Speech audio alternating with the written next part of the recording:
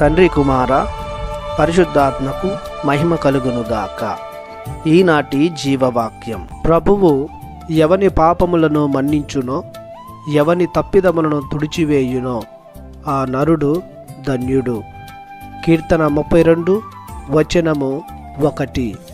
క్రీస్తునాథుని యందు ప్రియ సహోదరి సహోదరులారా, దేవుని బిడ్డలారా, దావీదు మహారాజు తాను చేసిన పాపం వలన దేవునికి దూరమైన అనుభవాన్ని మరియు అపరాధ భారాన్ని అనుభవించిన తరువాత ఎంతో ఏడ్చి పశ్చాత్తాపపడి దేవుని ద్వారా క్షమాపణ పొందుకున్న తర్వాత అతని జీవితంలో ఆయన పొందుకున్న భాగ్యమైన స్థితిని, పవిత్రతను, దేవుని ఆదరణను గుర్తించి తాను ఈ కీర్తనను పాడుకున్నారు, సత్యాన్ని వివరించి ఉన్నారు.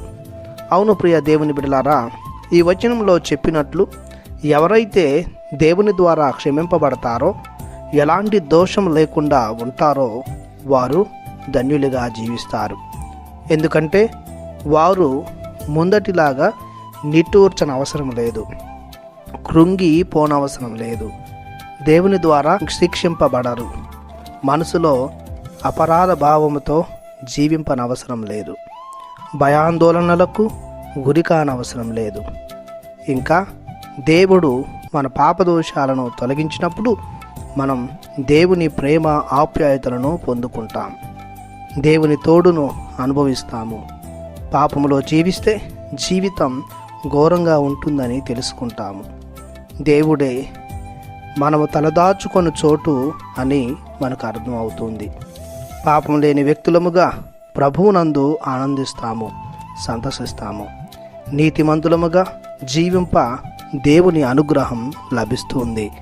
పాపదోషాలు లేని మానవులను దేవుడు తనకు అంగీకార యోగ్యులుగా చేసుకొనును. పుణ్యపురుషులుగా దేవుని మహిమను పొందుకుందురు. పాపం లేని వారు దేవుని దర్శింతురు, వారి విశ్వాసం రెట్టింపు అవ్వును. పాపం మనలను ఇక ఎంత మాత్రము పరిపాలించదు. ఎవరి బానిసత్వంలో ఇక మనం జీవించనవసరం లేదు. కాబట్టి ప్రియ దేవుని బిడ్డలారా, ఎప్పటికప్పుడు పాపం అనేది మన జీవితంలో లేకుండా చూసుకోవాలి. దేవుడు మనకు దయచేసిన పాప సంకీర్తన దివ్య సంస్కారం ద్వారా మన పాపాల నుండి మనం విముక్తిని పొందుతూ ధన్యులముగా జీవించాలి. ఇదే దేవుడు విశ్వాసులైన క్రైస్తవులమైన దేవుణ్ణి అనుసరించే బిడలమైన మనందరి నుంచి ఆశించేది ఇదియే. కాబట్టి ప్రియ సహోదరి సహోదరుల దేవుని బిడలారా, దేవునికి చిత్త ప్రకారం ఇదిగో ఎలాంటి పాపం లేకుండా మన జీవితాన్ని పవిత్రపరుచుకుందాం. దేవుని ముందుట ధన్యులముగా జీవించుదాం. దేవుడు మిమ్ము దీవించునుగాక. ఆమేన్.